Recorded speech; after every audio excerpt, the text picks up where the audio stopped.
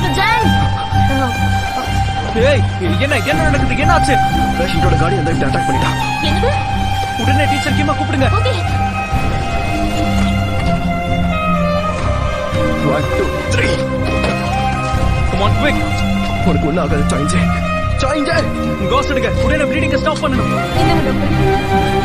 இன்னும் நிறைய கொண்டு வாங்க. டீசெட்டும் EPM கொண்டு வாங்க. ரிமோட் ஷெட்டரும் கொண்டு வாங்க.